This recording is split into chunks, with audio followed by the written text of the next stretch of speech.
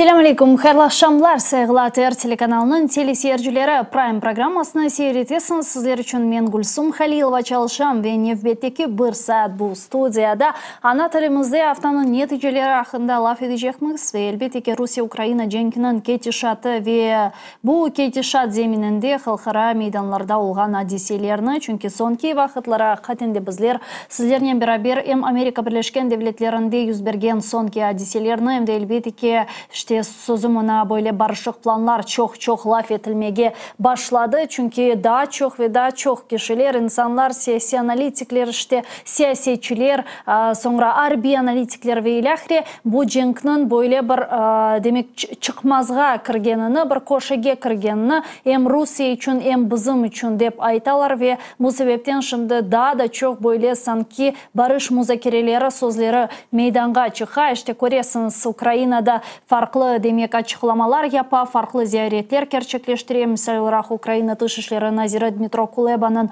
Çin'e ziyareti ilan edildi. Bundan evvel Ukrayna Prezidenti Vladimir Zelenskiy Çin'in Ukrayna'nın territorial bütünlüğünü destekleyenini ve ilahri beyan etken edi. İşte Amerika'da olup bitkenlerini zaten biliyorsunuz ve bu meseleler zemininde aslında Ukrayna'da vaziyet neyden ibaret? Rusya-Ukrayna cenkinin ketişatı neden ibaret ve Ukrayna'nın işgal etilgen topraklarını yakın vakitte işgalden kurtarma ihtimali ve imkanı var mı degen sualler hiç olmaganı kadar şimdi daha da böyle faalleşti, aktüelleşti ve bu barış müzakereleri Kırım'ını, misal olarak Donbas'ın işgalden kurtarılığını içeriye mi? Yani bunun derecesinde bu var mı? En azından bunun laf etilgenini artık bizler görüyoruz farklı kişiler tarafından ve bu bizlerini rahatsızlatmayı değil. Çünkü hakikaten de şimdi Rusya'ya bile İstanbul işte sözde müzakerelerinin 24 Şubat 2022 sınırlarına kayıtuf ile bağlı böyle faaliyetler olsa demek ardından ne olacak? Kırım işgalden kurtarılacak mı yok mu degen sualler meydanga geliyor ve aynı zamanda Ukrayna Silahlı Kuvvetleri Kırım'a o'zining saldırılarını yapmaya devam ediyorlar. Bu gece malum olganı üzere Sağ civarında Ruslarının işgalci Karadeniz donanmasının en böyle mühim havalimanlarından biri olan Arbi havalimanı uruldu Ukrayna Silahlı Kuvvetleri tarafından ve bu da bir kere Rusya'nın hava savunma sistemlerinin zayıf olganını tasdiklagan böyle haberler sırasındadır. Men çok vakit almağa istemeyeyim saygılar arkadaşlar, çünkü bizler şimdi canlı yayında Milli Meclis Reisimiz Rifat Ağa Çubarov var. O bizlerge daha tafsiyatlıca malumatlarını verir. Çünkü onun bugün yarım saat ne yazık ki laf edeceğimiz ve o sebepten birçok suallarımız var. Müzakere etmeye, yetiştirmeye istegenimiz. Rifat Ağa, selamun aleyküm, hayırlı akşamlar.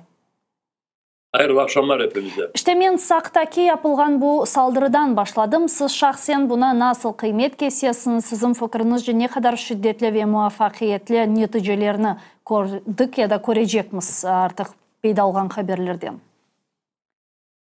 Ruslar tarafından işgal edilgen Kırım'da bütün bu yerleştirilgen askeri bazaları işte hepsi böyle ucuma hazır oluşları gerek. Çünkü Ukrayna Silah Kuvvetleri birer onları temizleyecek. Temizleyeceğin sebebi işte Kırım'ı Rus işgalcilerinden azat edilmesine hazırlıklar böyle alıp varıla desek yanlışmak çok. Çünkü geçen seneleri birinciden bu Rusya Karadeniz flotunun gemilerini Kırım'dan Rusya'nın limanlarına çekip almasına Ukrayna Silahlı Kuvvetleri sebepçi oldular. Bazı gemileri patlatkan sonra Ruslar şimdi sonlanacak bütün bu askeri gemilerini Novorossiysk ve diğer Rusya'nın tarafındaki olan limanlarına o gemileri oralara taşıdılar, işte alıp gittiler. Şimdi ise bu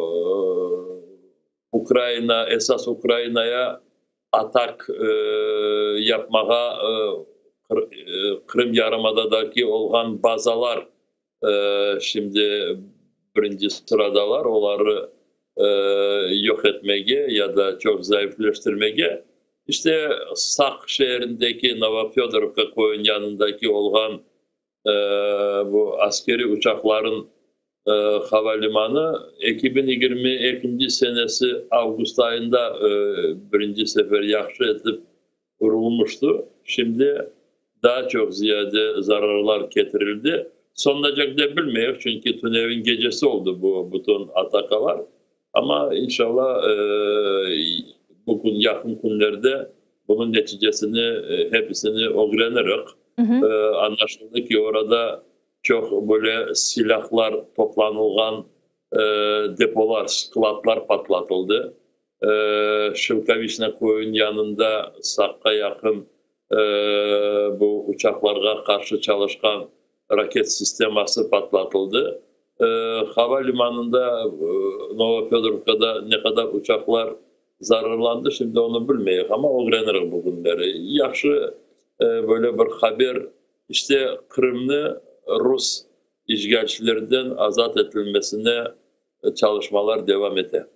Yani көргенімізге көре hem de bir sınırlamalar da artık çok şükür yok ve Ukrayna Silahlı Kuvvetleri elinde olan herhangi bir silahla Ruslarga saldırabile en azından Ukraynaga ait olan topraklar çerçevesinde bu hareketlerini biz zaten bugün göremiz. Ama benim bilgenime göre Kırım'ın azat etülüğü yönelişinde elbette ki uzak menzilli silahlarının yeterliliği hakkında çok laf etmeye mümkün. Zaten de yeterli değil ve yani bu sebepten demek ordu var, askerlerimiz var ve ilahri ve hususan Kırım Tatar askerlerinden ibaret olan böyle bir tabur kuruldu ve benim bilgenime göre siz de geçenlere bu taburunu ziyaret edip anda insani yardım alıp bargansınız ve hatta bizim rejissörlerimizin şimdi elinde fotolar olsa onlar gösterirler Kırım Fondu tarafından böyle Kırım cebesi dep aytmağa mümkün olsa onu da aytırım. Siz tavsiyatlı cevap aytırsınız bu haqda.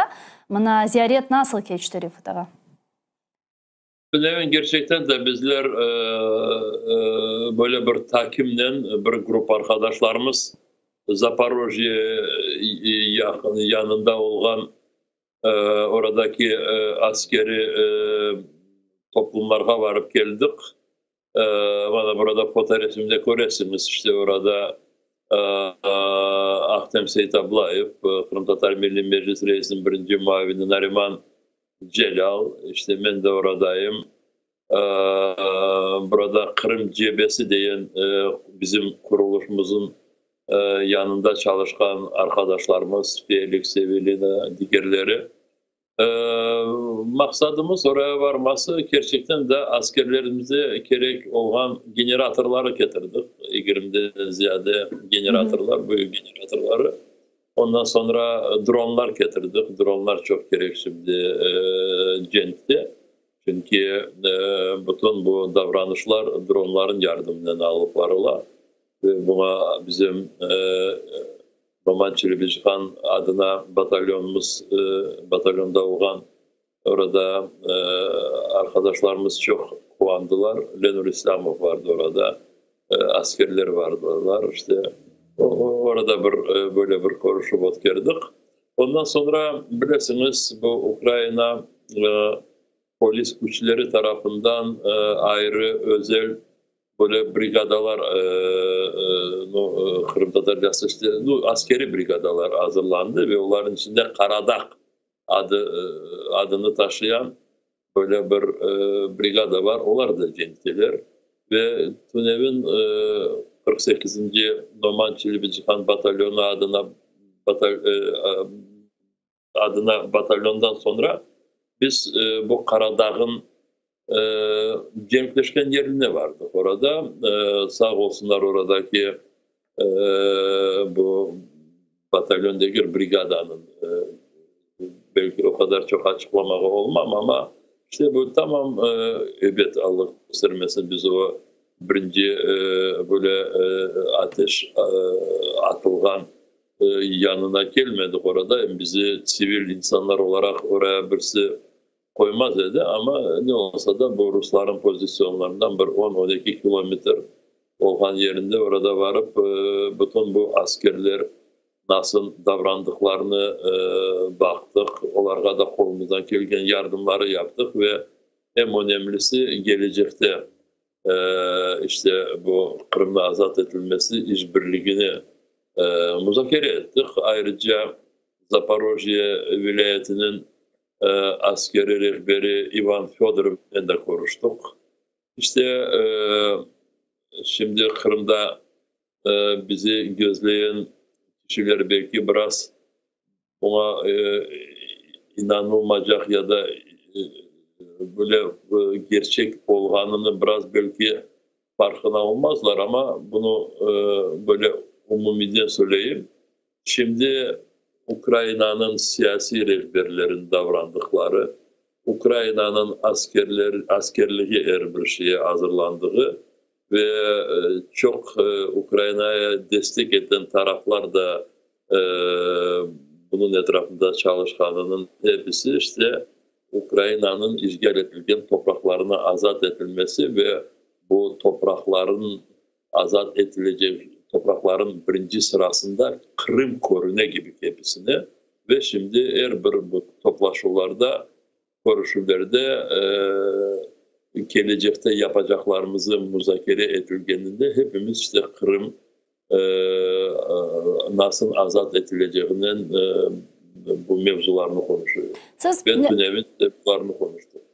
Yani zaman zaman bu cebe vilayetlerini ve bölgelerini, bu cebe hatlarını siz ziyaret etesiniz. İşte ekiple, takımla ve ilahri olsun Kırım cebesi demek temsilcileriyle ve ilahri. Yani anda vaziyet sizin gözlemlerinizge göre ne kadar ağır ve hususan bizim askerlerimizin daha çok neye ihtiyaçları var bugün?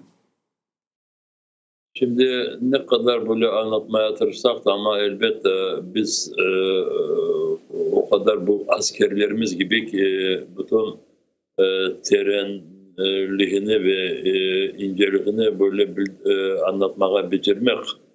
Ama birinciden işte askerler her vakit konuştukları vakit olsun onların büyükleri ya da askerler, cenk eden askerler, cenkleşen askerler, onların bütün konuştukları bu silah etrafında.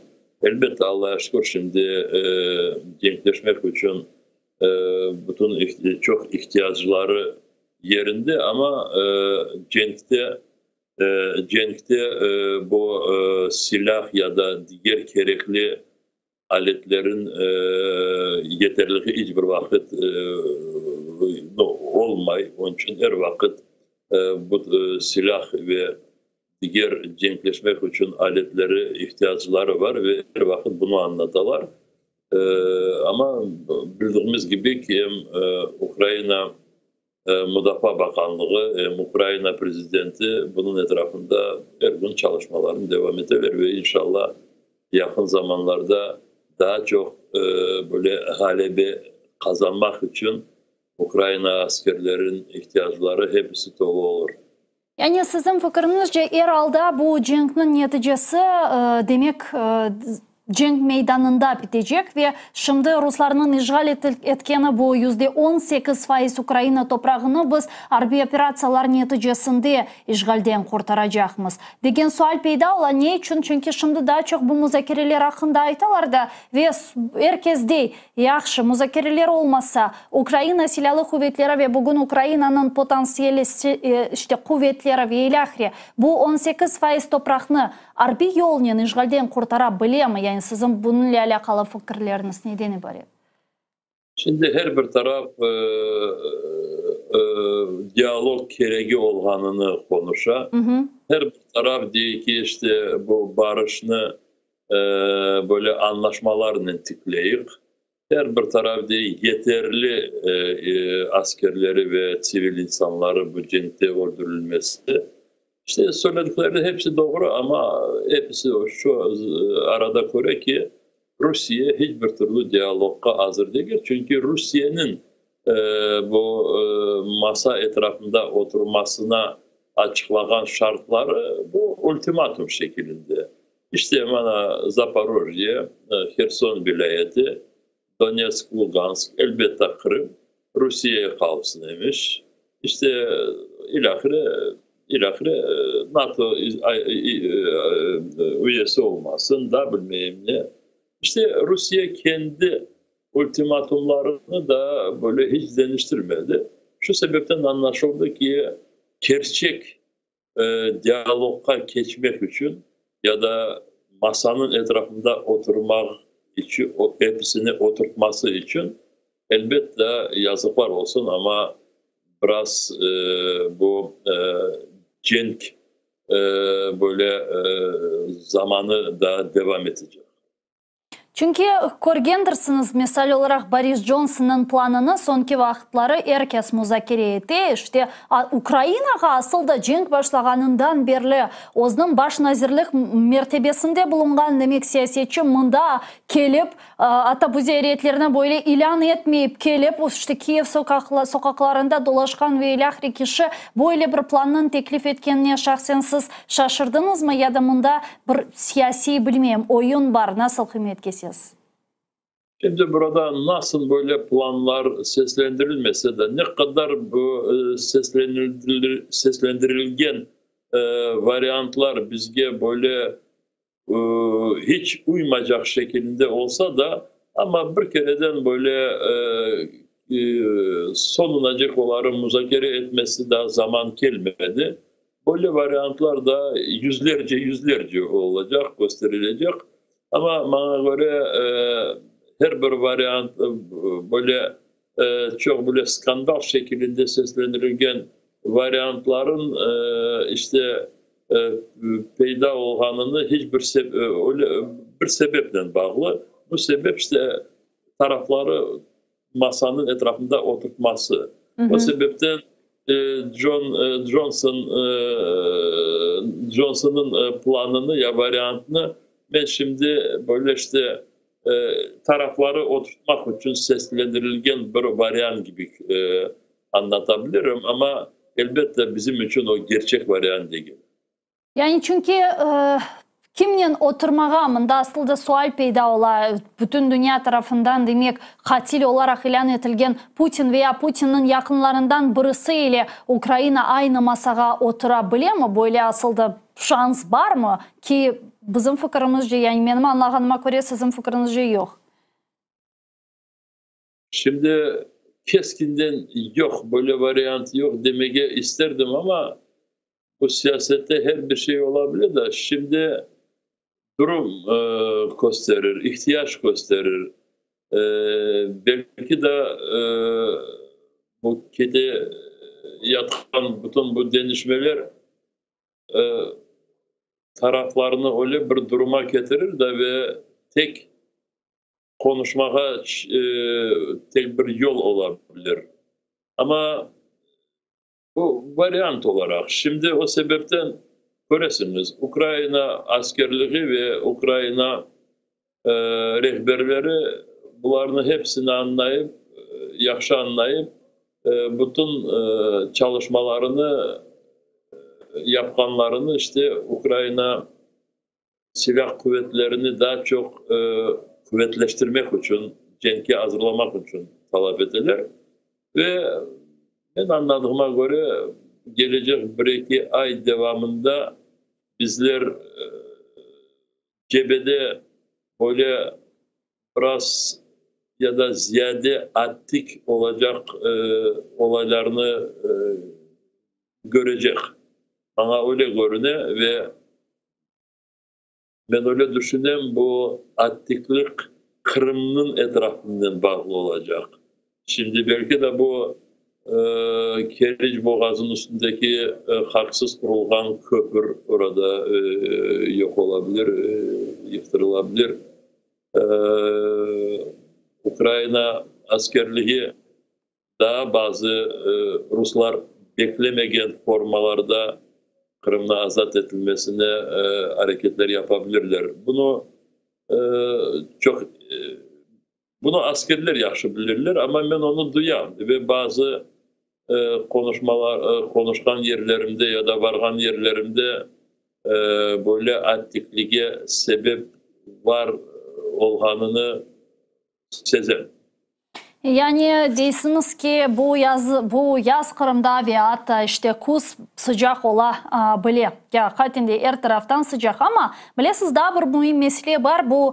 Bu haftanın başında artık herkes bunu laf etmeye başladı. Çünkü malum olğan üzere 21 Eylül günü 21 Temmuz'da demek Biden Amerika Birleşken Devletleri prezidentlik kampaniyasından geri çekilgenini ilan etti ve neticede Kamala Harris onun yerine geçti ve şimdi Donald Trump'ın olar Amerika Birleşken Devletleri seçimlerinde iştirak edecekler. Bugün Trump'ın degenine göre şimdilik onun debatlar yapmağa istemeyken çünkü resmi bir namzet değil ama resmi namzet olganından sonra belki Trump Ukrayna için çok şüpheli bir başkan olarak her daim bizim kafalarımızda ve yayınlarımızda müzakere edildi. Ama işte daha çok Biden'ı desteklemeler ve ilahri olganıdı. Çünkü Trump'ın bazı şüpheleri böyle açıklamaları var. Onun sanki dersin bu barışık planı var ve ilahri. Yani nasıl sizin fikrinizce Trump hakikaten Ukrayna'ya bir tehdit oluşturabiliyor mu? Böyle ondan bir şey korkunç bir şey beklemeye gerek mi bizge ya da aksine daha çok destek verecek? Çünkü en çok korkulgan şey bu şimdi Trump gelecek ve Ukrayna'nı satacak. Gerçekten de şimdi çok taraflar Amerika Koşma Devletlerindeki güzde olacak sayıların neticelerini bekliyorlar ve her bir taraf kendisinin ümitleri işte çizilgenini böyle düşüne de ümit ede ümitleri çizilmesine ümit ede. Kırımtatarlar çok yaxşı böyle söylediler. Gerçekten de ümit edeler ve Rusya'nı alsak Trump saylandığına bunlar fazla böyle ümit edilir. Çünkü Trump bazı açıklamalarında Ukrayna'ya çağımsız gelgen böyle fikirleri seslendirmişti. Ama Ruslar da emin değiller. Trump kazansa onlar bekledikleri yerine gelecek mi gelmeyecek? Çünkü Trump diğer Biden gibi böyle evvelden çok böyle işte anlayacak böyle bir tip değil ve bazı kararlarını çok apansızdan kendisi etraflarga apansızdan böyle kabul edebilir ve ama ne olsa da Rusya Trump kazanganını isterdi ve kollarından gelgenini yardımcı şekilde böyle işte siyasi halkara siyasette böyle yapkanları Moskva yapkanları Trump'ın saylanmasına yollar açılmasına böyle dersin ki böyle talep ederler gibi görünüyor. Ama sonki vakitte Biden şimdi sayılarga girmesine red etken sonra ve onun yerine Harris peyda olganından bütün bu hem Moskova'nın hem Moskova gibi tarafların böyle bekledikleri biraz karışkan gibi oldu. Çünkü şimdi kim saylanacak sonunda Cumhurbaşkanı olarak Trump mı ya da Harris geldi. Şimdi o kadar böyle eminlikle söylemesi mümkün değil ve Trump'ın kazanacağı biraz uzaklaştı gibi görünüyor.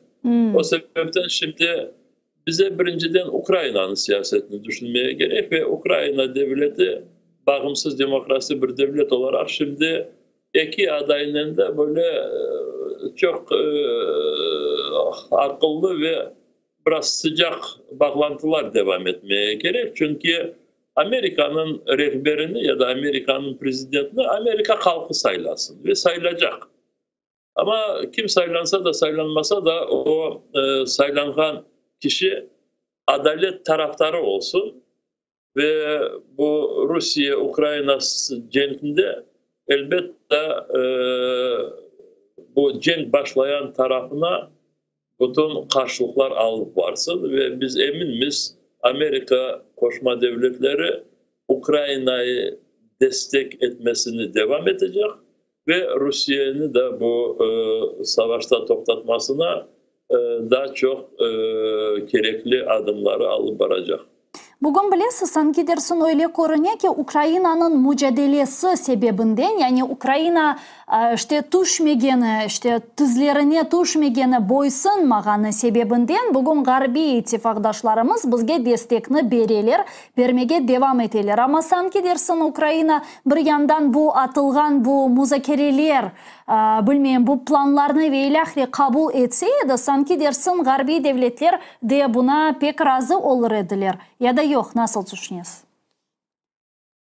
Daha bir kere de biraz çıkaran söylediğimizin farkına varmadı. Şunu diyeyim, misal olarak eğer Ukrayna bugün teklif edilen planlarını ve ilahri kabul etse, sanki dersin Garbi bizim ittifakdaşlarımız buna çoktan hazırlar ve bu Ukrayna'nın kararını destek edecekler. Ama Ukrayna mücadele göstergeni ve yok degeni sebebinden onlar bizge silah vermege, işte para vermege ve ilahri destek vermege devam ederler gibi görünüyor. Ama emin değilim. Siz nasıl düşünüyorsunuz?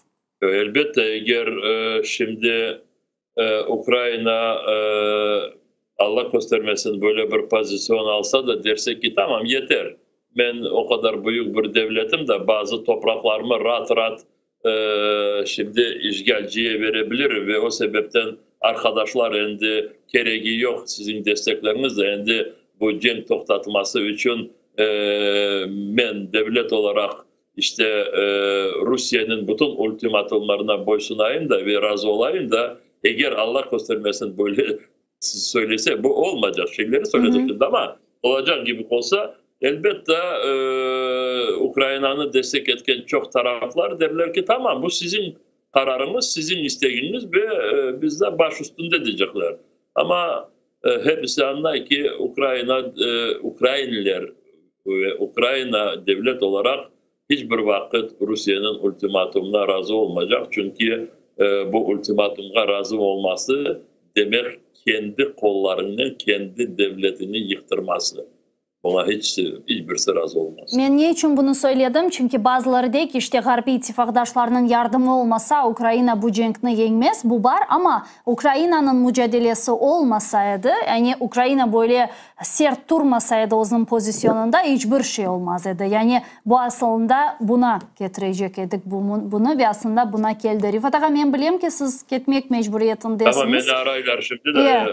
O sebepten sağ olunuz, artık növbeteki hafta görüşürüz canlı yayında. Teşekkürler. İnşallah. Hepinize hayırlı akşamlar ve hayırlı.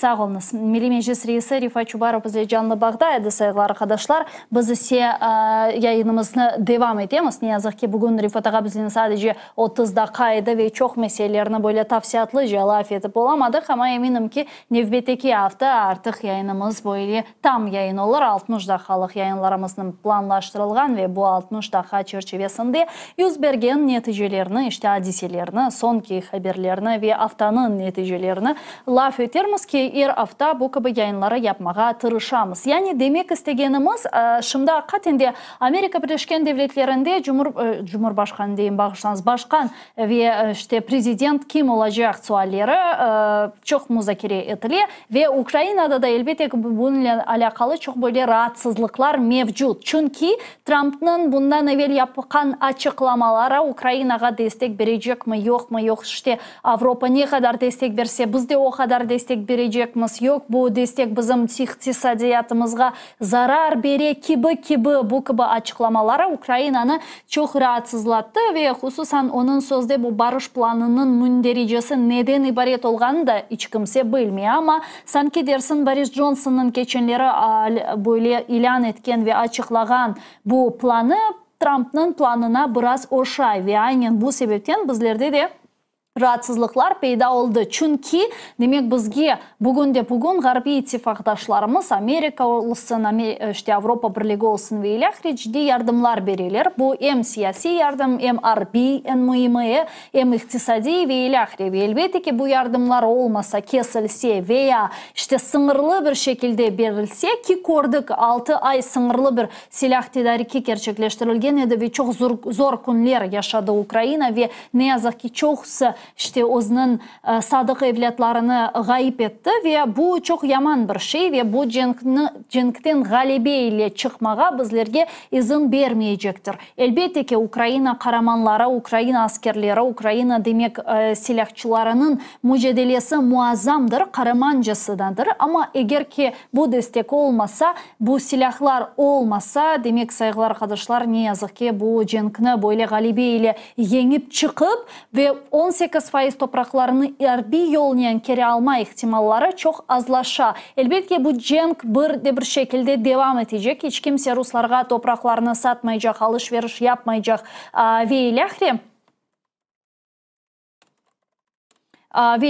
Ama herhalde demek bu cenk böyle bir çıkmazga patova situatsiya dep aytalar çıkmazga kirecek ve o sebepten Amerika Birleşken Devletleri'nde olacak prezident seçimleri bizler için gayet mühim saygılar arkadaşlar. Hususen daha çok seçimlerden daha çok bu seçimlerin neticeleri. Çünkü herhalde Kamala Harris'in Ukrayna'ya ne kadar destek bergenini bilemiz ama bunda da bazı siyasi analitikler şunu aytalar. Deyler ki işte Trump'nın da Ukrayna ile alakalı nasıl kararlar vereceğini hala hiç kimse bilmiyor. Çünkü Trump diğer siyasetçiler ile kıyaslanğanı vakit böyle beklenilmez hareketler gerçekleştirebiliyor. Ve misal olarak sabık Amerika Dışişleri Naziri Dış Sekreter dep aytalar demek devlet katibi Mike Pompeo degenine göre o Trump'nın barış planını biliyken bu barış planı şundan ibaret. Harbi cihetten Ukrayna'ya gerekli derecede, gerekli miktarda silahlar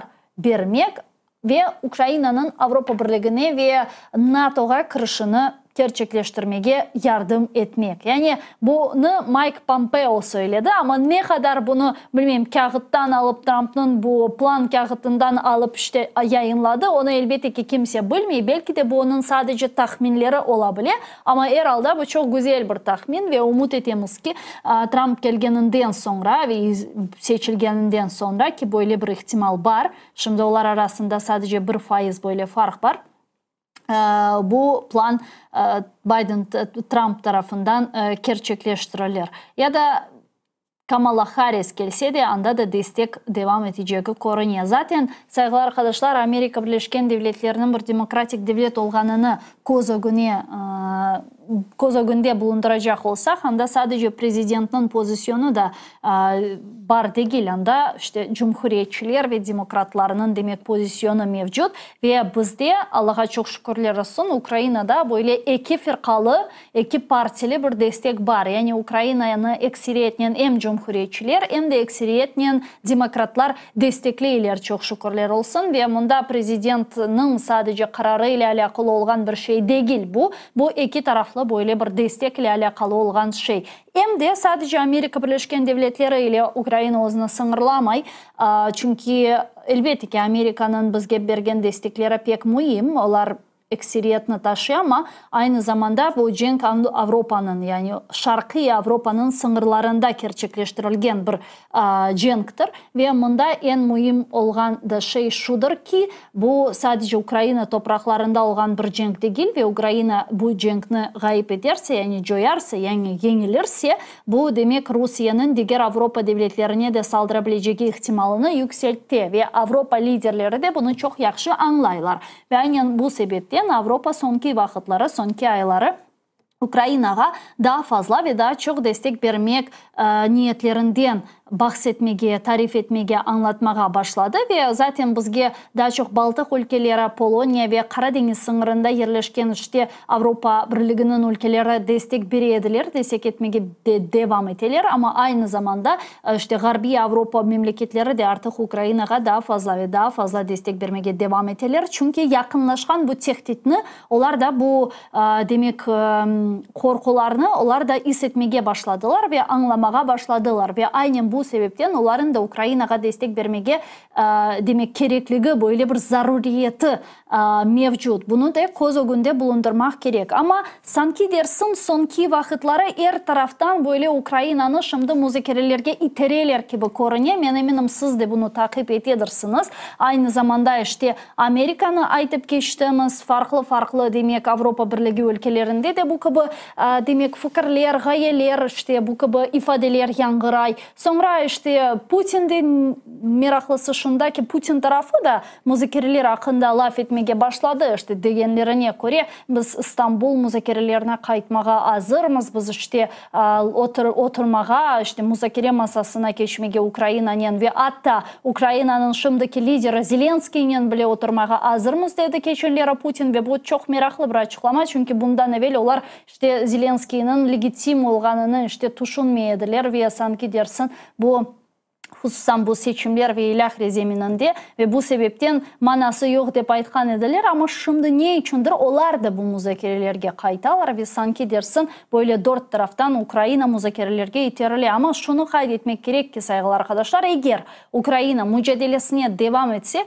Ukrayna kahramanları, Ukrayna askerleri ne olsa olsun demek biz cenkleşecek ve kendi topraklarımızı işgalden kurtaracak ve hiçbir şekilde ne Kırım ne Donbas üzerinden alışveriş yapmayacakmız dese Garbi ittifakdaşlarımızın bizni desteklemesi gerek. Yani onlar en azından o zaman biz sizni desteklemeyecekmiz degen şeylerini aytıp olamayacaklar. Çünkü çok büyük, çok böyle yüksek kelimeler aytıldı, seslendirildi ve bu kelimeler sırasında işte bu avtoritar rejimler ve demokrat rejimler arasında olgan bir cenk olganı ve ilahri ve onlar da özlerini elbette ki bu cenknin galibi tarafında bulunmağa isteyirler ve bu sebepten de bu galipnin galibini kazanması için elinden gelgenini yapmak mecburiyetindeyler. Yani böyle bir zaruriyetleri de var aynı zamanda. Yani anlayacağınız bu böyle uç taraflı Ukrayna'nın subyektliğini korçalaması, işte diğer taraftan Rusya'nın bu sözde müzakerelerge itermesi ve status quo'nu gerçekleştirmesi. Çünkü bu Rusya için çok mühim, güçlerini toplaması gerek. Hem de diğer taraftan Avrupa'da ve Amerika'da olan seçimler de bu savaşın cenkinin seyrini belgileyecek degen böyle çok ağır bir geopolitik vaziyette bulunanışımdı. Riza Şevkiyev bizle canlıya Bağda dep ayta bizge rejissörlarımız kendiliğinin sonuna selamlayıq. Riza selam aleyküm, hayırlı akşamlar. Aleyküm selam. Allah razı olsun. Riza men mında sizni beklerken bazı böyle geopolitik vaziyetten tarif ettim seyircilerimizge. Çünkü hakikaten de şimdi her taraftan bu müzakereler, planlar ve ilahri eşitili. Siz nasıl düşünüyorsunuz? Bunun bir canı var mı bunda? Hakikaten de mi Ukrayna şimdi müzakerelerge iterili ve böyle bir Normand formatı 2 ya da 3 peyda olabilir? Şimdi bu Amerika sayıları yakınlaştığının dünyada geopolitikler de başladılar. Çeşit varyantlar tapmağa. Birinci Amerika'dan signallar gelir nasıl olacağı. İkinci de Rusya da bu vaziyetten faydalanmağa ister ve Trump'ın saylanmasını bekler. Ondan umut eder. Ukrayna dünya boyu yürüyor. Bizim bakanımız, MZS bakanımız vardı diye Kitay'da da konuşuyor oldu. Ama geleceğin ne olacağını evet bilmeyiz. Bir yaxşılık bana bugün Pompeo Trump'ın bu cenke bakışın açıkladı. Resmi mesela da böyle bilgiler var. Birincisi Trump eğer prezident olsa Ukrayna'dan ayrılmayacak, Ukrayna'ya yani yardım etmeye tırışacak. Nasıl yardım edecek? Birinci, real sanksiyalar koyacak. Bu real sanksiyalar başlanacak dediğinde biz hepimiz biliyoruz. Bu tür sanksiyalar yıllar boyu yapılan sanksiyalar çalışmadı. Hepsi çok sayıların yalan sanksiyalar oldu ve o sanksiyalarda çok hükümetler, bizim dost hükümetlerimiz bile ayrıcılık yollarını Rusya'nın pazarlık yapıp para kazanmaya tırıştılar. Yani sonra Kitay, Kore'ye aytmayın. Onlar açıktan böyle çalışıyorlar. Ana bu real sanksiyalarını koçuracağım деген söz, o da bir umut verici. İkincisi, o değil Ukrayna'ya bütün yasak silahlarını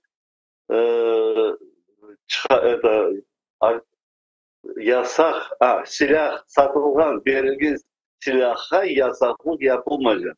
İsteyen silahına Ukrayna'ya verilecektir ve Ukrayna onun kullanım olacak.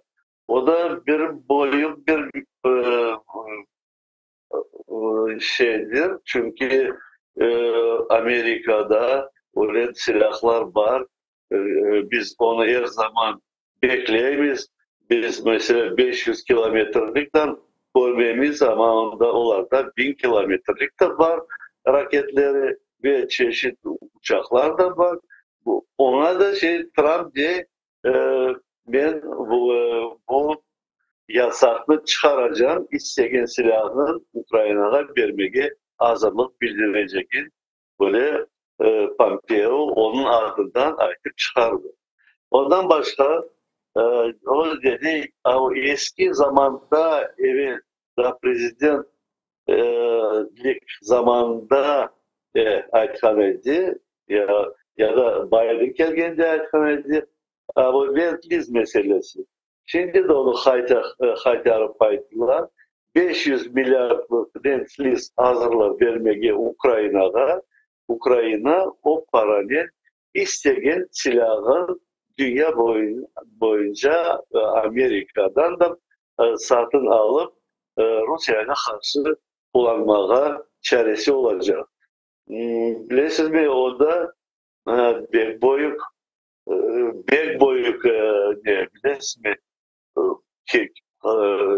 Eğer öyle Lend-Lease açılsa biz her zaman bekleyin. O kadar para düşse Ukrayna'nın soluna ve Ukrayna bu paranı kullanıp isteyen silahın Amerika'dan, Avrupa'dan satın alıp başlasa kullanmaya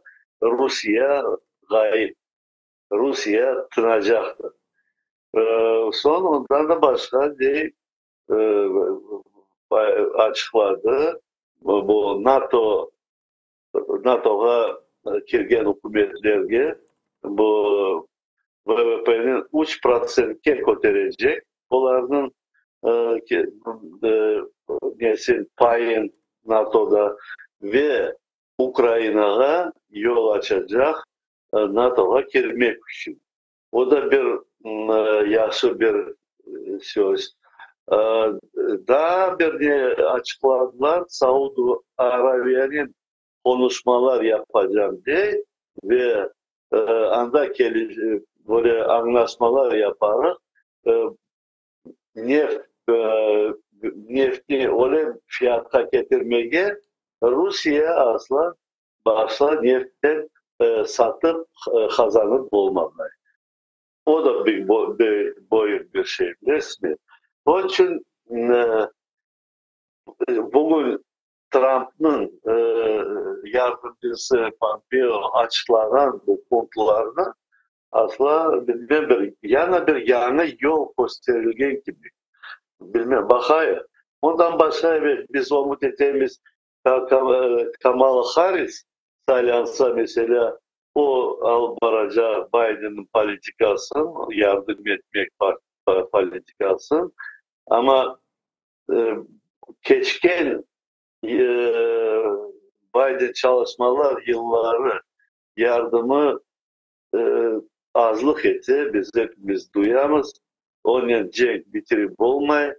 Onun için eğer Kamala Harris böyle keskince albarsa bu politikanı ve öyle bir yardımlar verse Ukrayna'da, Ukrayna mutlaka bu cenkti yengedi ve Rusya'nı Ukrayna'dan uçkutti. Ondan başka böyle bir projeleri teklifler ettiler. O şubeli projeler. O projeler tartışmalar başlarlar. Kırım ve Donbas kimge kalacak. Birinci onun etrafında. Aman Kherson ve Zaporoj oblaslarını kaytarmaya Rusya'ya hazır olan gibi gösterilir. Ona da pek inanmayayım ama böyle laflar yürüyor. Ama Kırım ve Donbas o mutlaka Rusya'nın koluna kalacak. Putin eğer Kırım'ı çoysa onun işi prezidentliği bitecektir. Onun sakınıp o Kırım'ı bir zaman Ukrayna'ya kaytarmaz. Bugün böyle bir algı kaldı. İki hükümet Ukrayna ve Rusya ikisinin de konstitüsyalarına Kırım kirgizilgen. İki hükümetin konstitüsyasına. Evet, Rusya onu konstitüsyasına, özünün konstitüsyasına aneksi yapıp, haksızlık yapıp geçirdi. Ama yana bugün bakanda onun hükümeti, onun halkı Kırım'ı mesela saya Rusya toprağı. Şimdi eğer Kırım etrafında tartışmalar başlayan son bir yol tapacak olup böyle bir fikir de peyda olmak mümkün. Mesela Putin bir zaman Ukrayna'ya o konstitüsyasından çıkarıp vermeye razılık vermez. Ukrayna bir zaman o konstitüsyadan çıkarıp vazgeçke Kırım'dan da o Rusya'ya geçke razılık vermiyor. Bir fikirler var idi, iki hükümet mesela Kırım'ı alacak iken o aslında bir olmayacak bir şey. Ama böyle bir fikir var. Eğer Rusya'dan, konstitüsyadan çıkarılsa Kırım, mesela Ukrayna'da razı olsa böyle Ukrayna konstitüsyasından çıkarmak ve Kırım'ı o evvelde Nomançeli Petrihan Krımskaya Narodная Respublika kurgan idi. Öyle bir neytral respublika kurulsa idi. Eğer Ukrayna birinci razılık verse, eğer Rusya razılık verse, eğer Amerika, Avrupa bu yolu doğru saysalar, belki bunun da bir neytral hükümet olur idi o yerde, polная demilitarizatsiya aslında cenk olmayacaktır ve OBSE güçleri Kırım'a kirgizilip mesela onun güçleri bir 5-10 yıl bakın bu Respublika'nı ayağa tutmaya. O zaman bütün yaşanan da Kırım Tatar halkına mesela ben redaktöz bayağı etsem o окончательно mesela diye. 30% ses Kırım Tatarlarına mesela verilse 30% mesela Ukraynalılarga, 30% mesela Ruslarga, ve 10%'da mesela başka milletler yaşayan anda milletlerge verilse o böyle bakış ben Nomançili çıkan bütün işlerin o kadar da terinden okumadım. Böyle ama bazı bir konstitusiyasını bakıp çıkanda onun fikri öyleydi. Herkese равные права деген şey. Eğer böyle gelişti, herkes razılık olsaydı равные права ve böyle cenk toktatılıp evet Kırım'da da harbi güçler olmayacak, ordu gemileri olmayacak, tek anda business turizm, bankası mesela böyle işler alıp barılacak. Belki böyle alga razılık olsaydı, belki bu bir resept gibi olurdu bu cengi toktatmağa. Bilirsiniz mi? Cengi toktatmak için her bir hükümet, her bir taraf bir şey coymak gerek. Eğer bir taraf çokça coysa, biri de çokça alayım dese, o zaman bir anlaşma olmaz, ortada anlaşma olmaz. Onun için diyeyim, eğer böyle alga kelseydiler, bizim halkımız çok balalık orandalar var. Biz normal yaşayış başlasa, biz çoklaşıp belki 10-20 yıllarca çoklaşıp bu Kırım ve Dağ Kırım'ı bu естественно, natural естественный metod gelip çıkacağımız ve Kırım Tatar halkının koluna olacaktır, de facto dedi. Böyle fikirler var, evet. Ama Kennedy Kırım'da kimin jurisdiksiyası olacak suali peyda ola. Çünkü bunda bazıları diyor ki iki taraflı hükümet. Ama bu pek böyle mümkün değil Rıza sanki dersin. Olmaz. İki taraflı hükümet olmaz. O kavgalı bir şey olacak. Evet. Her zaman o cenk tokatılmayacak. Ben o için diyeyim bu neytral respublik olmak gerek. Neytral. Ayrı bir respublik olmak gerek de herkese de равные права verilmek gerek. Под наблюдением ООН, ОБСЕ, Turция, Ukrayna, Rusya, böyle bir nege kararına gelişseydiler, belki toktatır bu cengi. Belki bizim taraftan da, Ukrayna taraftan da anlamağa mecbur olur ediler. Böyle yol cengi toktatsa ve Zaporoj, Kherson taraflarını da boşaltsalar, mesela Donbas tarafı da böyle bir etap olsaydı, ben onu laf etmeye istemeyeyim. Ben o kadarlık o tarafta asla bir analiz yapmağa dedim. Ama belki bugün çünkü eğer dünya hükümetleri, bu hükümetleri cengi mutlaka toktatmak gerek, toktatacaktır degen son, onlar şantaj edecekler, tekrar Rusya'nı degen, Ukrayna'nı da para vermeyecekler, silah vermeyecekler diyecekler. Anlarsınız mı?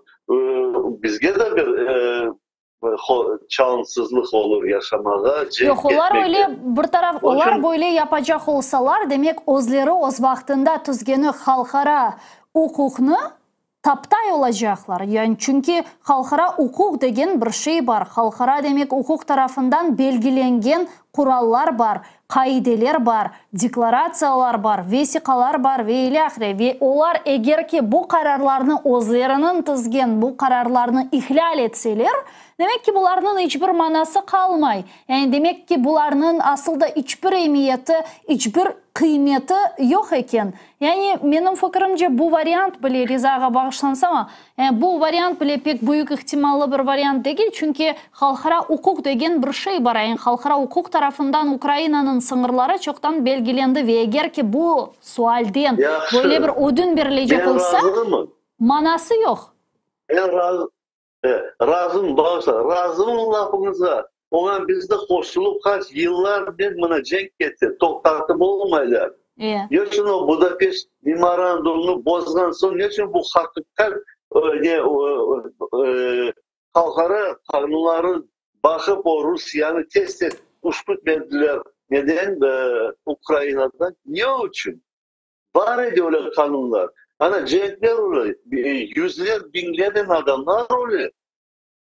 Çalışmıyor. Ama biz işittiğimiz yanada bir plan çizmeye, bir mirli plan çizmeye hıdıralar, yollar. Onlar anladılar. Halkara kanunları çalıştırıp olmaylar. Hem anda çok meseleleri başlattan kurmak gerek. Mesela o BS olanı bütün başlardan bakıp ustaları değiştirip böyle alga dünyada hükümetlerini ve cenklerini böyle alga getirme geliyor. Onun için diyeyim, onlar hazırlar da toplaşmalar. Niye için aytmaylar, hak tutturmaylar, buna kanun var, halkara kanunları, ona bakmak gerek demeyle. Yana hıdıralar bir yol anlaşma tapmalı. Onun için ben bilesem böyle yok ama bunda territorial bütünlük sual değil. Yani territorial bütünlüğünü herkes destekleyici. Hiç kimse, men misal olarak eşitmedim bugüne kadar Kırım'ı Rusya'ya verelim degen böyle resmi bir teklif gelgeni yoktur da Rizağa. Yani resmi bir teklif olarak Kırım'ı Rusya'ya verecekmiz degen böyle bir şey yok idi, bir plan yok idi. Sadece müzakereler gerek dep aytalar ama Ukrayna'nın territorial bütünlüğü daimidir degen ifade daima kullanılıyor. Yani bu en azından artık bir şeydir. Ama Kırım'ı Ukrayna kaytarayık degen laf da çıkmadı. Anladınız mı? Kırım'ı verin demeyler Ukraynalılarga. Ama Kırım'ı kaytarmağa mutlak kaytarayık degen böyle keskin laf da çıkmadı. Silah da verilmiyor o kadar gereği kadar. Biliyorsun mi? Bu politikler oyunlar oynarlar ama adamlar oluyorlar. Ben bu fikrini çok düşünüyordum. Böyle o zaramı sohbetim. Bilmiyorum buna biri bakar mı, bakmaz mı? Ben böyle bir yol koyayım, bir ayrı yol gibi. Belki bunu toktalarıydı. Belki bunun geleceği bizim halkımızda cenksiz yaşamaya, o hükümetine bir kısmet olur.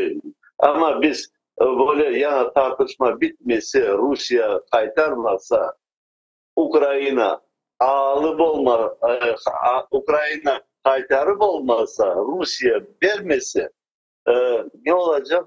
Bu cenk bitmeyecek. Cevabı daha uzayacak. Men anlayayım. Bunda siz... Bir şeylerge inanamaz, bir yollar tapıp çünkü son zamanlar bakarsınız.